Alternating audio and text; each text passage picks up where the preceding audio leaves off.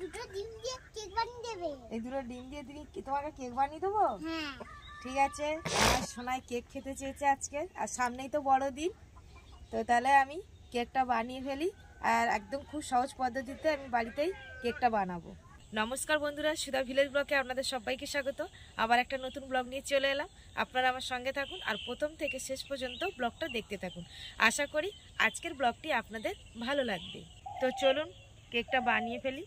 আমি প্রথমে কেক বানানোর জন্য আমি এখানে হাফ কাপ চিনি নিয়েছি, আর এই চিনিটা দিয়ে আমি ক্যারামেল বানিয়ে নেব।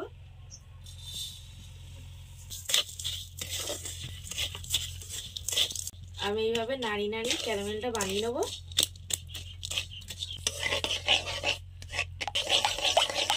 আমার ক্যারামেলটা বানানো হয়ে গেছে, আর দেখুন কি সুন্দর কালারটা এসছে। এবার আমি নামিয়ে নেব। আমার ক্যারামেলটা বানানো হয়ে গেছে। এবার আমি কেক বানানোর জন্য কি কি নেব সেটা দেখে নিই। আমি কেক বানানোর জন্য এখানে নিয়েছি সুজি 250, ময়দা নিয়েছি 100, আর একটা আমুল দুধের প্যাকেট নিয়েছি, আর এখানে কয়েকটা ডিম নিয়েছি, সাদা তেল নিয়েছি, আর এখানে 1 কাপ মতো চিনি গুঁড়ো করে নিয়েছি, আর এখানে একটু চেরি নিয়েছি, আর লবণ আছে স্বাদ মতো, আর একটু খাবার সোডা নিয়েছি। আমি এখানে একটা গামলা নিয়েছি, আর এই গামলার ভিতরে 1 কাপ তেল দিয়ে দিচ্ছি। আরো 1 কাপ দেবো আমি তেল। তো আমি 2 কাপ তেল দিয়ে দিলাম। আমি তেলটা দিয়ে দিয়েছি। এবার আমি ডিম ফাটিয়ে দেবো।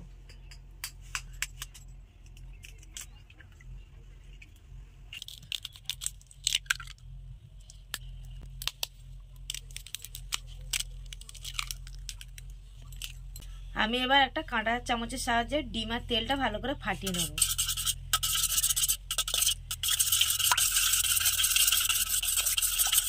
আমি ডিমটা ভালো করে ফাটিয়ে নিয়েছি। আমার হাতের কাছে হ্যান্ড উইচ ছিল না, তার জন্য আমি কাঁটা চামচ দিয়ে ফেটিয়ে নিলাম। আর আমি কাঁটা চামচ দিয়ে ফাটিয়েছি বলে আমার 15 মিনিট সময় লেগেছে, আর আপনারা যদি হ্যান্ড উইচ দিয়ে যদি ফাটান তাহলে কম সময় লাগবে। আর আমি এখন এই যে চিনি যেটা গুঁড়ো করে রেখেছিলাম 1 কাপ, সেটা এখন দিয়ে দেবো। দিয়ে আরো একটু ভালো করে আমি ফাটিয়ে নেব। চিনির যে গুঁড়োটা ছিল সেটা দিয়ে ভালো করে ফাটিয়ে নিয়েছি। এবার আমি সুজিটা দেব।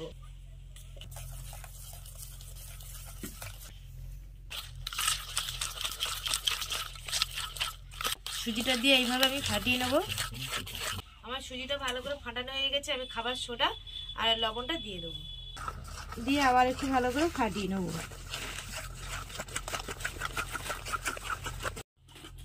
আমি সুজিটা দিয়ে ভালো করে ফাটিয়ে নিয়েছি।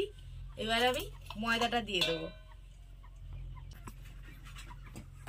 দিয়ে আবার ভালো করে ফাটিয়ে নেব।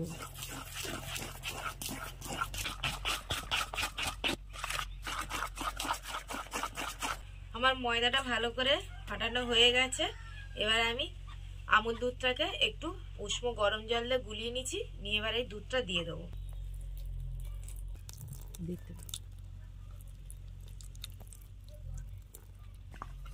তো আমি আরো একবার ভালো করে নাড়িয়ে নেব।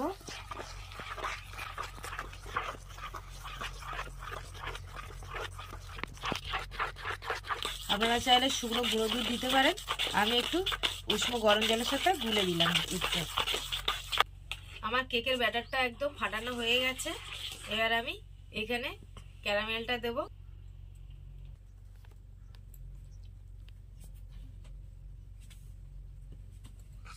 দিয়ে আরো একবার আমি ভালো করে ফাটিয়ে নেব।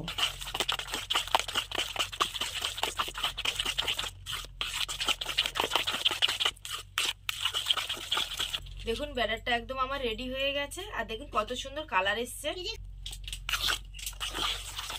আমার ব্যাটারটা একদম রেডি হয়ে গেছে। দেখুন কেকের ব্যাটারটা একদম কি সুন্দর ঘন হয়েছে, আর এইরকম ভাবে ঘনত্বটা করতে হবে। আমি এখানে মাঝারি সাইজের 10টার বাটি নিয়েছি, আর এখানে আমি বাটার পেপার নিয়েছি, আর এই বাটির মাপে শেপ করে আমি বাটার পেপারটা কেটে নেব। আমি বাটির মাপ করে বাটার পেপারটা কেটে নিয়েছি। এবার আমি সাদা তেল দিয়ে দেবো বাটিতে। আর আপনাদের হাতের কাছে যদি বাটার পেপারটা যদি না থাকে তাহলে খাতার সাদা কাগজ দিয়ে কিন্তু এইভাবে কেটে নিয়ে বানাতে পারেন। এইভাবে তেল দিয়ে আমি বাটিটার হাত দিয়ে সব গায়ে লাগিয়ে দেবো। আপনারা চাইলে ব্রাশ দিয়েও লাগিয়ে নিতে পারেন বাটিতে তেলটা। খুব ভালো করে আমি লাগিয়ে নিয়েছি। এবারে বাটার পেপারটাও বসিয়ে দিলাম। এবার আমি ব্যাটারটা বাটিতে ঢেলে দেবো।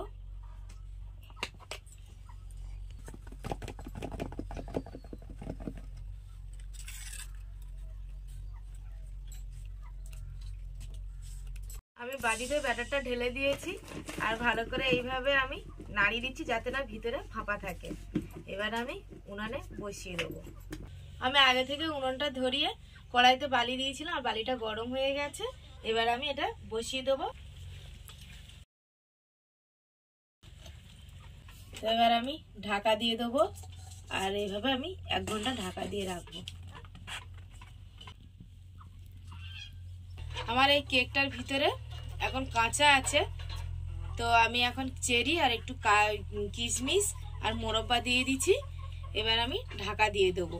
আগে থেকে দিলে ভিতরে ঢুকে যাবে, তার জন্য আমি একটু পরে দিয়ে দিয়েছি। আমার 1 ঘন্টা হয়ে গেছে। আমি ঢাকনাটা খুলে দেখবো কেকটা হয়েছে কি।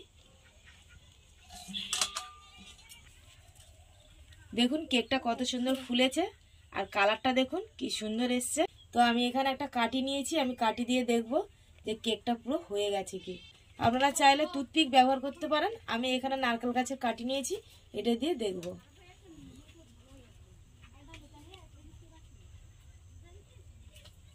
এই দেখুন কেকটা আমার পুরোপুরি হয়ে গেছে, একদম কাঠির গায়ে লেগে নেই। তো আমি এখন নামিয়ে নেব। আমি এখন নামিয়ে নিয়েছি, 1/2 ঘন্টা ঠান্ডা করতে দেবো। কেকটা কতটা স্পঞ্জি হয়েছে সেটা আপনাদের আমি কেটে দেখাবো। আমার 1/2 ঘন্টা হয়ে গেছে আর এটা ঠান্ডাও হয়ে গেছে। থালার মধ্যে আমি এটা ঢেলে নেব। এই দেখুন বাটিতে একদম লেগে নেই আর কি সুন্দর ঢালতেই কিন্তু উপর হয়ে পড়ে গেছে আর আমার ছুরিও লাগাতে হয়। আর এই দেখুন নিচটা দেখুন কত সুন্দর হয়েছে।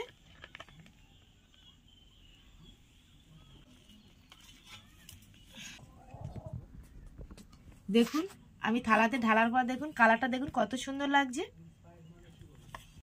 আমি আপনাদের একটু কেটে দেখাবো কতটা স্পঞ্জি হয়েছে কেকটা।